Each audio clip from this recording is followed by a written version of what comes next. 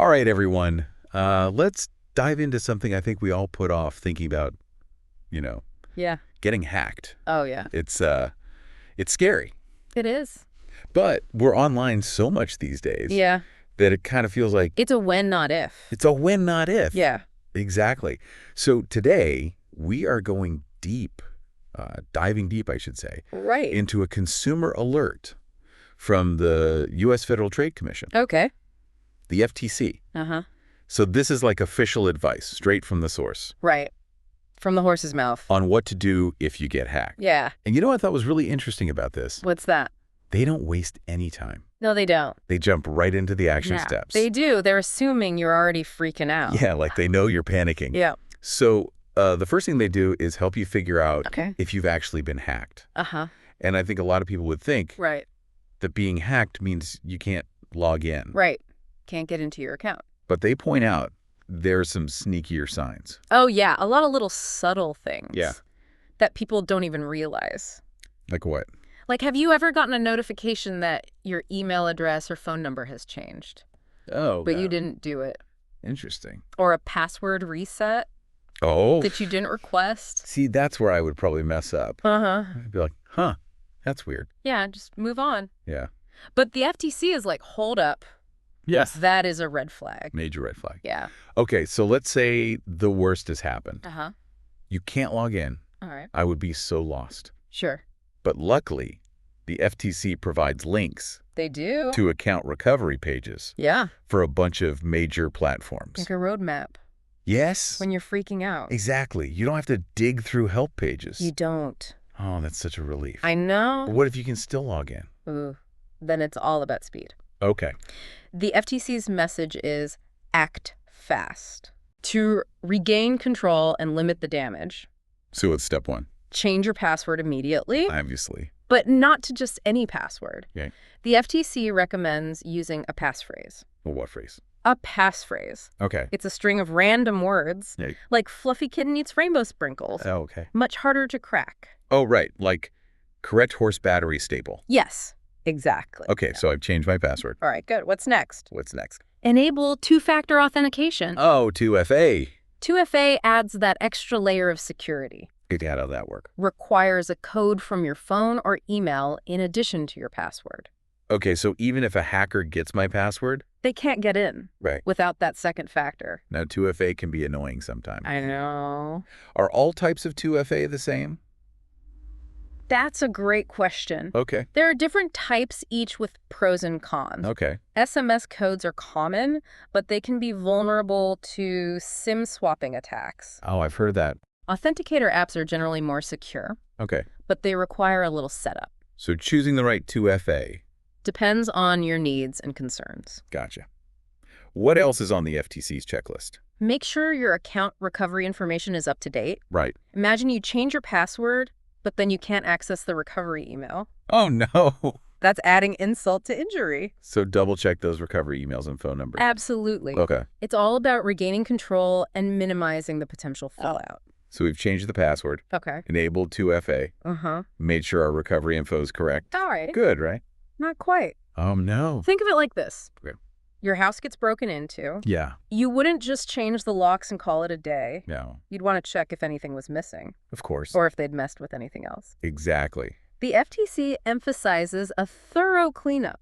Okay. In the digital world, that means looking for signs the hacker might still have access, Oh. even after you've locked them out. What kinds of signs? Like for email accounts, look for any forwarding rules you didn't set up.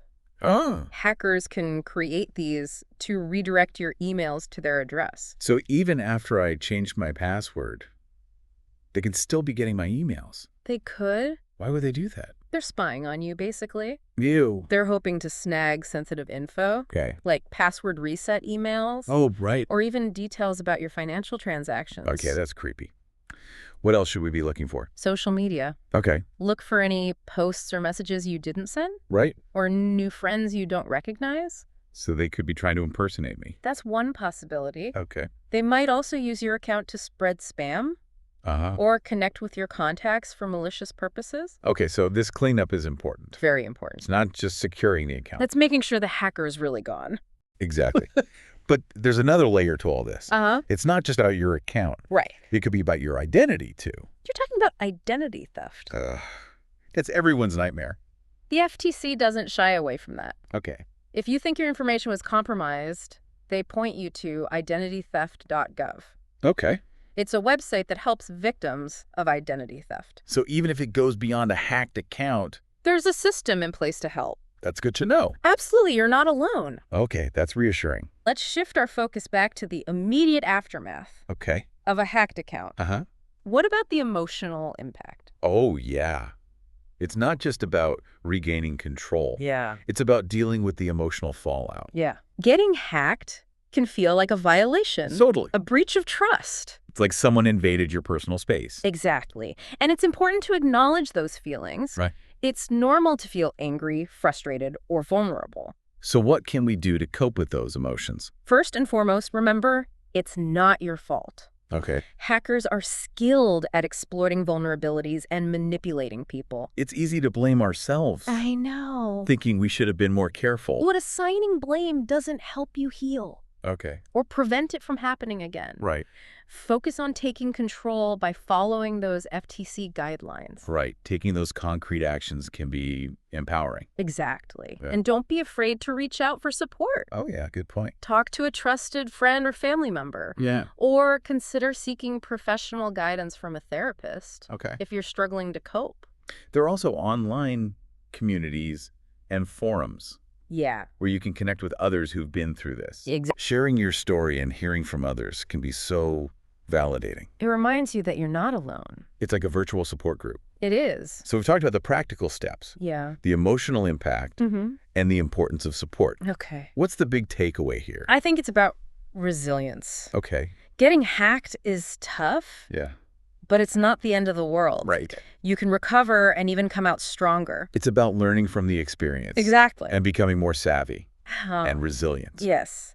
And that brings us to another point Okay. that the FTC makes: the legal side of things. Ooh, the legal stuff. I know, right? That always makes my head spin. It's important to understand, though. I guess so. Right. What are the legal ramifications of getting hacked? So let's talk about the legal landscape. Okay. Is there anything you can do legally if you get hacked? Yeah, is there anything I can do, like sue the hacker or something? It's not quite that simple. Oh. Cybercrime investigations can be incredibly complex Yeah. and time-consuming. Plus, catching the culprit isn't always possible. They Right. could be anywhere in the world. So even if the hacker gets away, Uh-huh. are there laws that protect victims? There are. In the U.S., we have data breach notification laws. Okay. Companies are required to notify you if your personal information has been compromised. Right. Though the specific laws vary by state. That makes sense. At least then I'd know what information was stolen Right. and could take steps to protect myself. Yeah. What about credit reporting agencies? The Fair Credit Reporting Act gives you rights related to your credit reports. Okay. You can dispute any inaccuracies that may result from identity theft. So if a hacker opens a credit card in my name, Uh-huh. thanks to the FCRA, I can fight that. You absolutely can. Okay. It provides a framework for addressing those issues. Now, there is a way to go after the responsible party, Okay. but it's not always the hacker themselves. What do you mean? Let's say a company's negligence led to the hack. Okay. In some cases, victims can pursue legal action against that company. So if a company basically left the door wide open, Uh-huh. I could sue them. It's a possibility. Wow. But those lawsuits can be challenging. I bet. You need strong evidence Yeah. to prove the company was negligent Right. and that their actions led to your damages. So it's more likely to happen with massive data breaches Probably. than someone hacking my cat photo account. Right. But it highlights an important point. Okay. Companies have a responsibility to safeguard our data, Yeah. and we have a right to hold them accountable. It's a two-way street. They need to step up their security, and we need to be smart about protecting ourselves. Absolutely. And as technology evolves, these laws will keep changing. Right. Staying informed is crucial. Okay, so we've covered a lot today. Let's do a quick recap All right. of those key FTC takeaways. Sounds good. What are the first things I should do if I suspect I've been hacked? Pay attention to those subtle red flags. Okay. Unexpected password changes, Yeah. login attempts from weird locations, Uh-huh. or any notification that just feels off. Early detection is key. It is. And if I am locked out of my account, what then? Don't panic. Change your password. Okay. Enable two-factor authentication. Uh-huh. And double-check your account recovery info Okay. is up to date. And of course, the digital cleanup. Yes, Got to make sure that hacker's really gone, absolutely. especially by checking for things like email forwarding rules. Exactly. And if you believe your personal information was compromised, Yeah. identitytheft.gov is your go-to resource Okay. for creating a personalized recovery plan. Phew, that's a lot to remember, but this is so helpful. I Good. feel a lot more prepared now. That's what we like to hear. You've got Right. this, listeners. And remember, Stay safe out there stay vigilant, stay informed, and stay safe. in the digital wild.